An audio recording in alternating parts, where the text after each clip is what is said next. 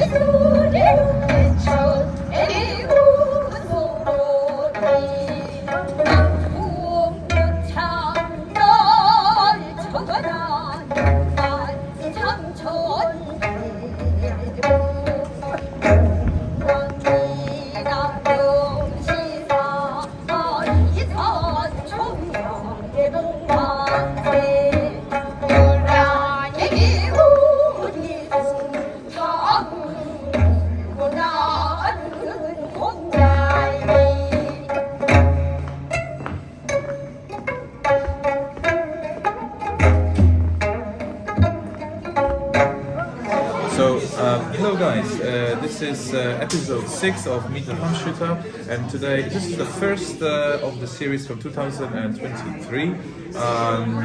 The plan was to do six recordings in the year. We only did 5, so I wanted the first one in 2023 to be special, and it couldn't be any more special because we have our first female archer and also somebody I was looking forward to meet for a very long time.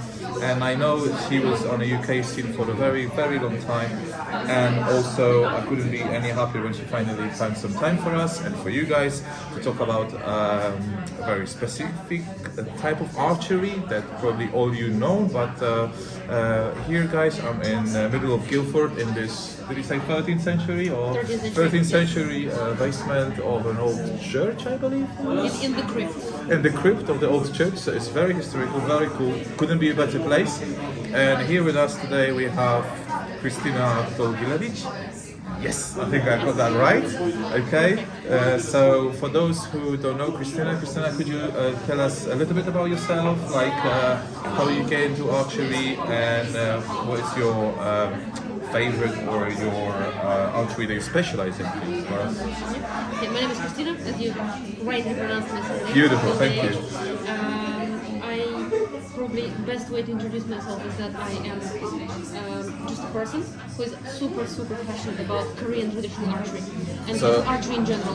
KTA, that's how some people KTA, recognize it? Korean traditional archery, yes. Or Holsugi in Korean. Holsugi, Yeah. okay, Also, Holsugi. yes. Everything I do in my life is directed at archery, so I'm an archery development coach. I take what you might say scientific approach to archery. I focus on development of the archer, not the equipment, not the bow. So for me, the most important thing is Just Korean archery? no. Okay. Yes. So Olympic record, bear bow, English longbow. I shoot English longbow. English as well. longbow. Yes. I'm very surprised. Yes. And I also have a Turkish bow. I shoot Turkish bow. And then, of course, the one and only Korean traditional archery, my favorite. So, if you would have to summarize, what is Korean traditional archery for you? And just tell us, what is it? Like, what is the difference between any other type of maybe Turkish archery or Chinese archery, or what are the main factors that you can say you do in KTA rather than just somebody having a blast with a Korean bow? Oh, it's actually a simple but difficult question. Okay. I think I always say to every person I work with, including myself, I say that the bow will choose you. When you try a bow and you feel like, okay, this feels like it's my bow, right? Okay. I shot, let's say, if you take English longbow and if you take a Turkish or a Korean bow, yeah, the way each one will feel will be different. You feel it with your body, how it feels. Yeah. So, and then there will be the one that you just put it once and you'll know it's your bow. It could be a compound bow, Olympic recurve bow, any bow. And for you, anything. it's For me, it's Korean traditional bow. bow. And it's the Korean traditional bow? How do we? I mean, some viewers will know. Any Korean bow is a KTA bow, or they have to be specifically meeting some, maybe size requirements, or like we talked about it before, like the handle shape has to be suited for this type of archery. I think the key, if you don't have any experience in Korean traditional archery, the key differentiation between other big curved bows is that first of all it will feel much lighter in your hand. Like the weight of the bow. Yeah, like similar to Turkish. The limb is narrower than the Turkish one, and therefore the way the bow feels in your hand when you shoot it is a bit different. So, for instance, if I would compare it to the Turkish bows are more stable in the hand because they're more flat, they're more wider. Yeah, but Korean bows are a bit different. They're more complicated in terms of feel. You find that you need to, in a way, maybe even learn how to operate your body better. It's more about the body of the archer who uses the bow. Because the bow, it will react to everything you do. It won't allow you for mistakes to happen. I'm not sure if you understand this. I do. But there are a few specific things in Korean archery differentiated from other style of archery. Can you tell us a bit more about the distances you shoot? And of course, to people who don't know, Kristina was shooting a lot in Korea, and is it a very big traditional shooting in Korea? Very big still? It is very big. Very big. It's Like the Korean, archery itself, yes. right? Is big. Yes. Like the Olympic archery is big. So Yeah. Olympic archery is separate, and Korean traditional archers, they see Olympic archery as a game. really? They don't take it seriously because for them they don't understand the importance of it. Okay, but can you tell us more about the target itself? Because some of you might not know. Maybe I can show you some clips of Christina shooting. The target is very far away, right? Yes. See, Korean archery is shot at a distance of 145 meters. 145 meters. The target size itself is 2 meters length, but from where you stand, it looks like a little small square. So it's relevant. How do you know you hit the target? It's so far away. You hear it. You hear it? Yes, first of all, when you hit the targets are usually wired, and there will be a blinking light behind the target, so you can see it. And then also, once you hit it, there's also sound transferred to the range, so you can hear it like okay, because I was just about to say I'm very deaf, so if I have to hear something from 145 meters, I'll be like, is it in? You can hear it and you will see it. Okay, yes. So the targets are like nowadays they're wired. Yes. Also, So traditionally, they wouldn't be. traditionally, I was gonna get to that. So traditionally, what would happen? I'm not sure if you've seen the traditional range. At the back of the range, where the target is, on the side there's a small house with a hut, and there's a person sitting with a flag. Yeah. So and they will wave the flag if you hit the target. Yeah. That's fascinating. I never knew about this. If there are typically 3 or 4 targets set up, and let's say simultaneously there are 21 archers shooting on the line. So 7 archers per one target, 7 archers and 7 archers. 7 archers per one. So that means there will be 3 judges on the other end waving a flag. But each flag will be different color, corresponding to the target. There's yellow, blue, and red. Yeah, so the yellow flag will refer to one particular target. So there's always 3 targets on each range. Like Very often there are 4 targets. Okay. But you can, in competitions, you utilize 3 targets. Okay. Yeah, but 4 targets if you So there are full-size competition happening in Korea? Yes, well, there are a lot of competitions. A lot of them. Any of them you know are happening in Europe? No, it's only specifically in Korea for Korean archers. So I was very honored to have been able to take part in 8 competitions.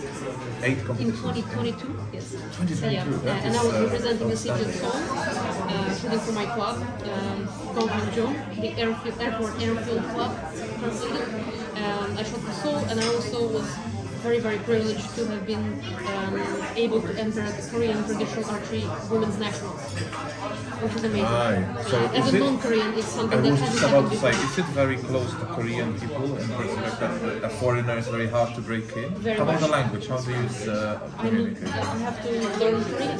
Really? Because it's not English, everything is in Korean. So it's all, how to say, it's, So how is your Korean at the my moment? Korean is, I can read.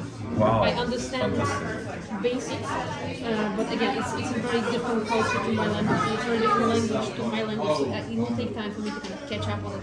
But in order to compete and to fully feel like you're part of the society in Korea, you have to do what they do. Because it's not English, everything is in Korean. That's fantastic. So that's a huge commitment. You have to, you have to learn the language, of course, travel to Korea itself, and then break through to the. So congratulations on your all women. So when you go represent, do you feel like you represent the UK, the country that you actually live in, or do they really care, or? No. I said if I'm in Korea, when I'm shooting in Korea, I represent Korean Seoul, club. city of Seoul, so Korea, yeah. But personally, in my personal level, when I'm shooting in Korea, I represent myself. I show myself when I'm learning this. But you have to understand that the primary difference in Korean traditional archery is that it is, if you compare it to say Kyudo, like Japanese archery, yes, it's a Japanese archery, Japanese traditional archery is a good story of success in terms of how it Being sold to the traveled world. out of the world. Yes. But Korean archery is We have a not club like of that. Kyudo pretty much in every biggest town in the Absolutely, world. but it's not like that. Korea is not like It's more like a traditional incubator, if you like. It's in Korea. It exists in Korea. But it is out there. People have exposure to it. People are aware of it. I think the biggest contributor to that is Korean bow, because it's been sold on the market to Westerners all around the world, Yeah. and some of them will go, oh hold on, so how does Korean do that? And then some people will be knowledgeable enough to say, oh yeah, this is how KTA works. I think one of our Richard, who is my partner in the Thumbshooter, he went to Korea, he shot on a target ranges, so some people are have interest of exploring the Korean way of shooting. I think what a lot of people do, but it does take a lot of effort and commitment. And I think the most important thing you have to consider, apart from learning the skill, is that it's typically accepted amongst the archers themselves that there is only one way to shoot the Korean bow. But if you go to Korea and you begin to observe archers, you can begin to see the differences in styles. There are so many different ways of shooting the bow, the way they shoot, short follow through, long follow through. Yes, this I kind noticed of that bow, myself, yes. The free draw, different sort of styles of setup. It's so indicative of like particular regions and teachers. Okay. It's so. So it's like martial art, pretty much. Absolutely. It's some different regions have a different approach to achieve the same result on the other end. And this is something that you don't see outside of Korea. You don't realize how different things look until you get to Korea and you're like, okay. I understand. I really understand this. So let's say somebody comes here knowledgeable about Korean art, you say, oh, you came from this school because you do it this way and rather than that region of the country. Fascinating. So what else is so different to other thumb ring styles? I guess there will be the rings, right? The Korean rings are very, unique. I'd say, especially one of them, which probably not many people maybe be able to show us that one. Yes, then you can show the close-up of it, yes. So you've got the male and the female ring. Guess why the male is male and female is female? I have no idea. I don't know why they call it like this. But let's just clarify this. One person asked me there's no stupid question. Is this man the only men use and this is the man the only women use? And that of course indicates in the name. He thought that in Korea women use this, men use this. Is that true? No. No, thank you. That was my answer to it as well. Yes. So. But I use both of these rings. The key primary difference is that when you put it on your thumb, you lock it a little bit differently. By lock, I mean you position your thumb. Yeah. You don't actually lock it, because if you lock it, you're going to ruin everything for your release. So male ring, it allows you to shoot stronger balls. Yeah. Say you're transitioning from one bow foundation to another. I would use this. if I travel back to Korea and I begin my training there, my training camps there, I begin with this ring because I'm going through a lot of volume of arrows. So I'm kind of warming up for a couple of weeks. So when you say low volume arrows, what amount of arrows? I mean, yeah, but how many would they be in each session? Because the target is so far away, so that I guess takes time to retreat them, right? Good question. So first of all, there's also, I'm not sure if you've seen any videos, I might actually share something. Please do, yeah. There's a pole arrow. Pole arrow, Of course, right? I understand what it is. We will share that with you guys, the arrow on the stream. Yeah, it's known as, I'm probably going to butcher it a little bit, but it's called Chusan. Yes, so it's a practice arrow that's suspended on a bit of like a cord. Yes. Paracord. Is this like stretchable or is it very hard? It's paracord. Paracord, Yes. so it can be okay. Yeah, it can be. So, are you familiar with sword range practice, like Gaoden or four other people? Is this equivalent, Korean equivalent of doing volume? Like, Kind of. Yes. So basically, you still try to focus on the form, and the element of the shot is of course taken away by the straight, I guess. But I think, for example, if you look at the Korean range setup, let's say your targets are set up at 145 meters, then you have a pole, but the pole will always be positioned so that you can still see the target. So you will set up That is towards there. So the pole is on the target so you can line, also- so you kind of aim at it, but the arrow never goes there. Yes. That is, Yeah, but you get to aim. that's like video game. Yes, it's very cool. Yeah. It's very cool. Yeah, but Fantastic. that's right. So how many of those poles you will have? Also three? No, there's There's only one. and it's on the side of the range. So you can shoot the pole while other people shoot? Yes. Oh wow, Yes. that's fantastic. Usually students use it quite a lot before they go to the range. That is fantastic. Yeah. But I use this pole arrow quite a lot, getting my strength back once I return to Korea, and I travel to Korea every year. So I use it for about a week, and then I shoot more on the range, and I don't use it. I just But need to it's get my something strength that back. actually we can do it here then, because you Yes. can, and let's say, okay, you wouldn't have the long range element of looking at the target, but if you just have the pole itself, would that But work? you can do this. You can set up and put small little targets. That's how big is the target, 145 So meters? it's like a postmark. Yeah. So you can actually put stickers. Poster. Yeah. At home when I practice, just in England, when I practice, I have a little cutout of the target. I can show the picture as well. So I wish it's this size. I stick it to the wall and I direct. Yes. I just draw my ball. So I have my aiming lines. Okay, and so are the other three rings you got with us The other today? things, they are irrelevant to Korean traditional archery, but I just wanted to show the rings that I have and show them. When you shoot Korean traditional bow, and you will see that there are archers that shoot like bronze rings or bone rings or plastic rings or wooden rings or 3D printed rings or whatever. So the material doesn't matter? It doesn't matter. Yes, it matters more with your personal preference. Okay. Yeah, so But you said it's very important that the bow has to be Korean. it has to be. It has Yeah, to you be can only shoot Korean. You can only shoot Korean bows. Is that because of the way the bow works, right? The It's also grip, because the pretty length, much that's all you can buy. Yeah, but also, No, that's all you want to buy. yeah, that's all you want to buy. I am not. Are you going to be very disappointed if I say I don't have even one Korean bow in my collection of bows? I think that this situation can be changed very easily because bows are affordable. Well, Richard, you have two, so you know I always wanted to buy one you have, but you can it's try a yes. Yeah, not at all. But I said, like, coming back to the question of what makes Korean archery different to others is the bow grip and the limbs themselves, how the bow behaves. How it So the acts. bow grip, normally my first experience show with you my bow. it, You yes, see, it's much yeah. thicker than the you all will see. other bow grip will see. types, right? And what's the main reason behind it? That it's different. You will see. I'll show you. It's easier understood when I show you the bow. Let's go back to the bow design when we go outside, so we Yes. have more space. At the moment, we're trapped in this very lovely place, so we like to keep it a bit cozy for you guys and talk maybe a bit more about Christina rather than the equipment. So once we go up in a few minutes' time, then we can show you the bows and some other stuff. Other things. Okay. So that was a very long introduction to Korean archery. I'm sure you probably can elaborate a lot longer than that. So how long is the journey for you already? How long have you been doing it? doing this. See, my primary sort of let's say, my lifestyle is all related to archery, right? So for me, the way I describe myself is that first and foremost, I'm an archery development coach. So this is my life, my work. I work as a coach. Passion? Yeah, so my biggest passion in the world. Yes.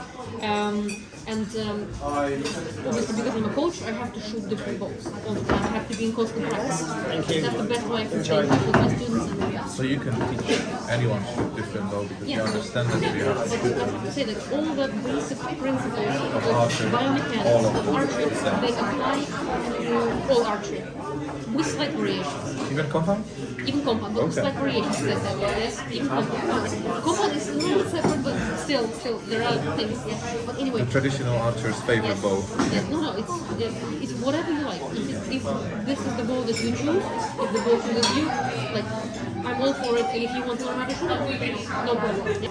So that's why is this so thank you very much for the lovely gifts. I received some goodies today, and also we have given Christina some of Thumbshooter's badges. Be jealous, everybody. Yeah. She's got two. So this is you. This is your brand, Third Eye Archery. It's my practice. Yes, again, I'm not here to advertise my practice. But it's No. just I mean, the credit is needed, because it can. So if somebody will say, Christina, I want to learn how to shoot Korean bow, are they you the person to go? Can you do that for them? You feel comfortable? So they say. Okay, good. All right. And you know any other KTA shooters in England? UK? I do not know of any dedicated. I don't know any. But I don't know of any dedicated Korean traditional archery shooters. But I think it's the key reason is that archery, Korean traditional archery discipline, it presumes the distance. You need to have that space. Because it's, for me as well, like, the reason why I travel to Korea, not just to learn, but to also practice. Because for me, shooting my Korean traditional bow in other environments, it doesn't feel Korean. You know what I mean? It's just, the landscape is different. I don't shoot my Korean traditional bow indoors. Like, it's just something that's... So what would you shoot indoors? Anything other than Korean bow. So let's say Turkish bow for the My ring Turkish will be bow, my fine. long bow, my bear bow, everything. Okay. So But it's just how many really- balls do you have? How big is your ball collection? It's not a big collection. I have 2 Korean balls, only 2. Can you imagine? Yes. I don't believe this. Yes, I do. I have 2 Korean balls. I have 2 Turkish balls. I have 1 inch long bow. Would you like Victorian long bow, laminated version? I have one of the Gary Evans long bow. I have to show you the pictures. Absolutely beautiful. It's like a musical instrument. It's beautiful. Well, So yeah. they are music. They are like music. Beautiful, yes. So do you own a hornbow, Korean hornbow? No. Any- I wouldn't allow myself to use one Oh wow. until I feel I deserve it. That's a statement. Who else deserves it more? I know people who have them. Yeah, I know, but yeah, I treat Korean traditional archery as a martial art for myself. So I would, depending on how I progress, how I do, I will feel that there's a point where I deserve that. I heard an interesting fact about Korean archery and bow making, that Korea is the only country in the world that the hornbow making practice of making bows, it survived through, all centuries. Yes. Like in other countries it died out, and in Korea there was always a family making Yeah. Korean traditional bows for centuries, which I think is pretty astonishing. And then maybe you see how archery is important in Korea. Is it very important in Korea? In Korea, it's considered to be one of the intangible sort of heritage crafts. It's part of the it's actually protected by UNESCO now. So it's one of the intrinsic Korean things. So it's very rooted in the Very much so. Very much.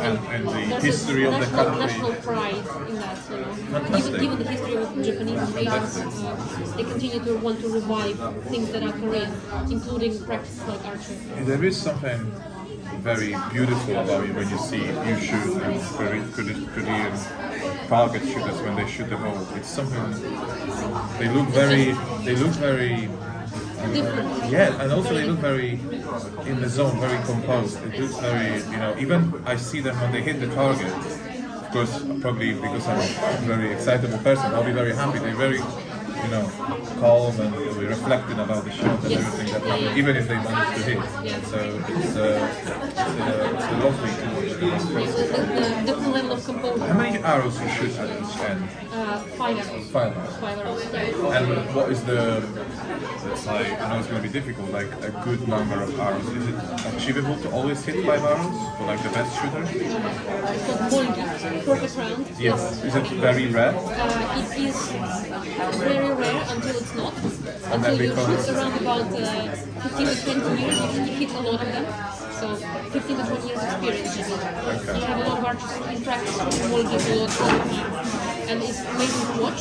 But at the same time, I also noticed there's a trend when I see the same archers who shoot Volgi all the time in practice. They get a little bit too nervous in competitions and they don't hit. Yeah, so the factor of competing, of course, and the target and panic mental aspect of it more.